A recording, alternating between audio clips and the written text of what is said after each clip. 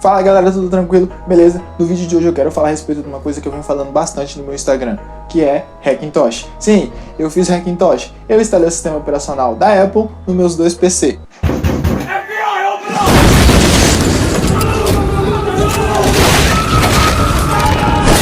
Calma, não aconteceu nada. De cara, nós já temos que entender o que é o Hackintosh. O Hackintosh é basicamente você instalar o sistema operacional da Apple em um computador que não seja da Apple.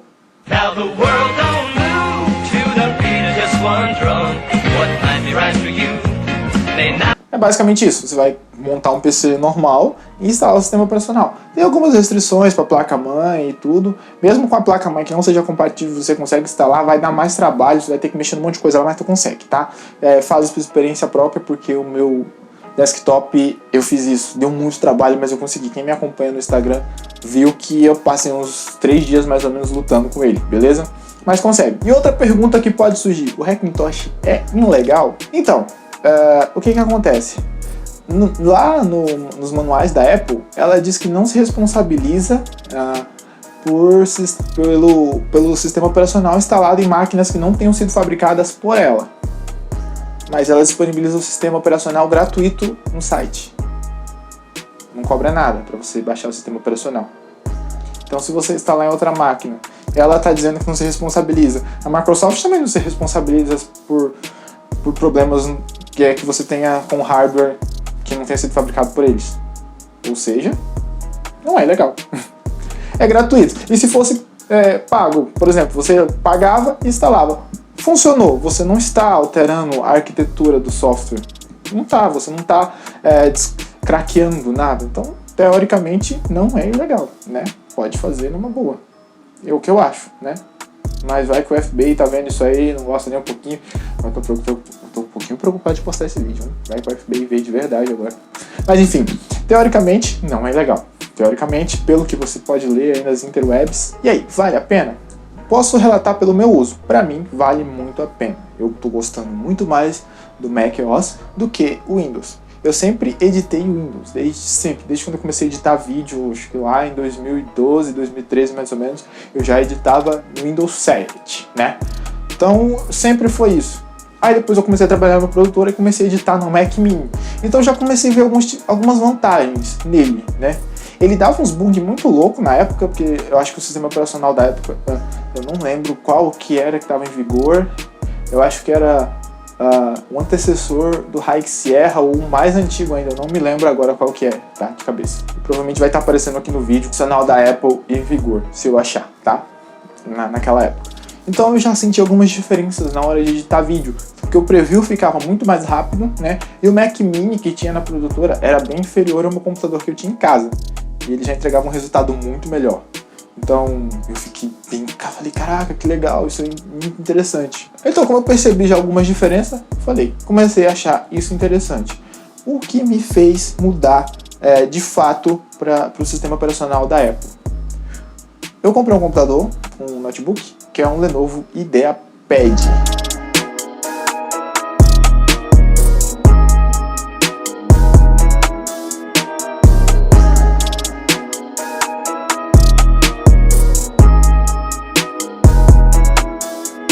Computador relativamente bom e tem um precinho um pouco alto, né? Só que ele veio com o Windows 10 instalado. Então, cara, eu tinha muito problema com ele, mas muito mesmo. Eu acho que o Windows 10 não otimizava o hardware que ele tinha o suficiente. Ele tem um i7 muito bom, uma placa de vídeo muito boa. Então, ele gargalava, dava tela azul o tempo inteiro. Aí eu mudei, me falaram que eu tinha que mudar pro SSD, mudei por SSD, continuei com basicamente os mesmos problemas, só que o software abria mais rápido. Aí, navegando pelas interwebs da vida, eu encontrei um vídeo sobre um Hackintosh feito nesse computador. E eu falei, cara, já tá ruim. Aí eu pesquisei um pouquinho a respeito sobre o Hackintosh e descobri que se você errar, o máximo que você pode fazer é perder todos os dados do seu HD. Como eu não tinha nenhum dado assim tão importante no meu HD naquela época, né, ainda. Então hoje eu tenho backup de tudo, então como eu tinha backup, eu falei, cara, vou fazer. Fiz, deu certo. Então transformei o Lenovo no MacBook, tá? Cara, ficou sensacional. Então, Eu já tô com ele há aproximadamente uns 3 meses editando direto. E o notebook se tornou agora minha ilha de edição principal. É mais focada em trabalho ela mesmo. Eu deixo o desktop mais para fazer algum joguinho e tal, alguma coisa do tipo, brincar mais um pouquinho, né? Estou editando bastante nele agora também, agora que eu fiz um Hackintosh nele. E sobre a minha experiência com o Hackintosh, eu consigo trabalhar muito melhor com multitarefas, com a mesma configuração no Mac do que no Windows, tá? Tem muitas funções que não tem no Mac, então se eu for enumerar as diferenças de funções do Windows pro Mac, é gigantesca, com uma lista imensa, tipo negócio de compartilhar a tela, que eu gosto bastante de utilizar no meu celular quando eu vou gravar com ele. Então eu compartilho a tela com o Windows e ele reconhece numa boa. Já no Mac não tem isso, só tem o sistema de compartilhar telas com o iPhone. Então eu não uso o iPhone porque eu não gosto muito de iPhone. Enfim, outro assunto isso aí. Mas eu não tenho iPhone, eu tenho Android. Então eu sinto falta dessas coisas. Mas são coisas que não sobressaem as qualidades do sistema. Por quê? Além de ser um sistema mais leve, então você vai precisar de muito menos espaço de armazenamento no disco, né? Na época eu fiquei preocupado, comprei um SSD de 240 GB. Quando eu instalei o Windows ocupou quase 60 GB do SSD. Quando eu instalei o Mac, acho que ele ocupou 12 GB, eu acho. Uma coisa assim, 12 ou 11 GB, eu não lembro muito bem ao certo. Mas foi essa faixa, não passou de 15 GB. Então, cara, já jogou lá embaixo, né? Tanto o consumo do processador, eu percebi que também ele otimizou muito mais o processador, né? Com as mesmas tarefas que eu tinha um pouquinho de dificuldade para fazer, ele otimizou muito mais. E, assim, para o tipo de trabalho que eu faço, tá? Eu também mexo um pouquinho com programação, então, para programar no Mac eu também estou me sentindo mais confortável. A depuração da programação, quando você compila o código, ele é muito mais rápido, né? Ele compila muito melhor. Então você já tem, quando você baixa, por exemplo, o Xcode, né, para você escrever códigos para os sistemas da Apple, você tem um pouquinho mais de facilidade já dentro do sistema, você não precisa ficar baixando um monte de emuladores e tal. Então você tem alguns emuladores já que é mais fácil de você conseguir pro Android, né, no Mac. Então, cara, é muito mais prático pro meu uso, né? Porque se eu for falar somente de números aqui, é só números, né, ao meu ver. E pode ser que o Windows saia ganhando, mas eu prefiro muito mais usar o Mac. Pois é, mas falando sobre minha experiência, tem uma coisa no Mac que eu estou, assim, tô gostando muito, que é a função de você marcar as etiquetas dentro do Finder, né, dentro do sistema de pastas. Então, eu posso classificar sobre o projeto que eu estou trabalhando, fica muito mais fácil de eu baixar ele dentro da minha ilha de edição, dentro do meu HD. Eu simplesmente vou lá e marco o vermelho como o mais importante, né, como o trabalho que eu estou fazendo no momento, como o job do momento. Aí tem lá as cores laranja, amarelo, azul, então eu consigo colocar todas as cores, né? Aí eu coloco para cada job, os jobs que eu uso menos eu coloco numa cor, os que eu uso mais normalmente estão em vermelho. Então normalmente a minha pasta de template, de música e dos jobs do momento fica no vermelho. Os que eu uso menos, são logos, alguma coisa do tipo, eu deixo laranjado. Então a minha pasta pessoal de arquivos eu deixo laranjado, como é uma coisa que eu não uso tanto quanto os dos jobs. Então fica muito mais fácil da gente poder trabalhar. Eu percebi também uma interação muito boa do DaVinci Resolve com o sistema. Ele roda muito mais fluido, tá? Trava, vai travar, mas ele funciona muito melhor, entendeu? O multitarefas, como eu falei anteriormente, é incrível. Cara, eu consigo com 8 GB abrir um monte de programa e deixar rodando igual aqui mesmo. No momento, eu estou com After Effects aberto, estou fazendo um motionzinho. Então eu estou com os 2 navegadores abertos, né? Que eu estou com o Safari e o Opera aberto ali. Eu já vou falar por que eu estou com o Safari e o Opera abertos. E acho que o e-mail também está aberto, o WhatsApp, o web, tem um monte de coisa aberta ali. E o After Effects estava rodando o preview liso, tranquilo, entendeu? E quando você vai no uso da memória RAM, tá tranquilo, entendeu? Não fica dando throttle de processador também, tá? Isso é muito importante. Mas eu vou falar um pouquinho das desvantagens, que também tem. Ele trava. E quando trava, meu jovem?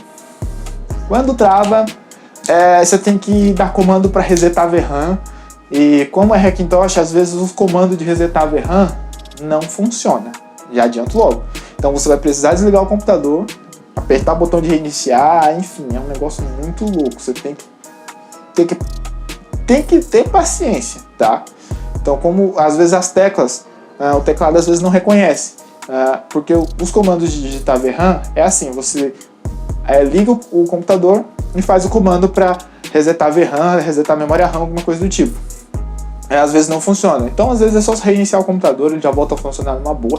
Eu tive, acho que uns 2 problemas assim até hoje, mas foi porque eu tava editando um arquivo muito pesado e eu tava com um monte de programa aberto, tava com DaVinci, Premiere, After Effects, Illustrator, tava muito coisa aberta. Eu não tava usando outros programas, eu simplesmente esqueci de fechar. Aí deu um problema muito sério na memória RAM, que eu tenho 8 GB. Não é um hardware lá, essas coisas, até porque ainda não chegou meu pente novo, então assim que chegar meu pente novo de memória RAM, eu vou ficar com 20 GB.